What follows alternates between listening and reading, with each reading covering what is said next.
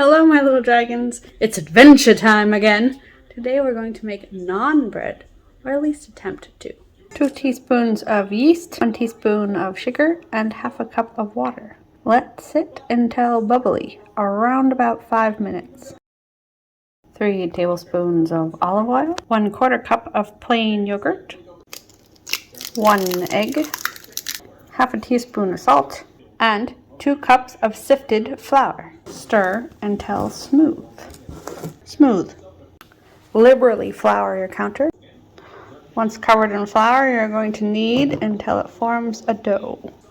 Then we're going to take it and put it in a greased bowl and let it rise for about an hour to an hour and a half.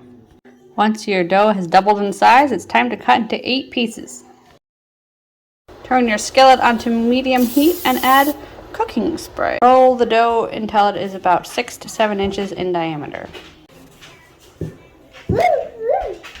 Cook each circle for about 2 to 3 minutes on one side or until bubbly and golden, and then flip it and cook for another 2 to 3 minutes. A couple things I learned. 1, you gotta spread them out a little thinner than 6 inches. And 2, I'm really bad at making circles. Wanna try it?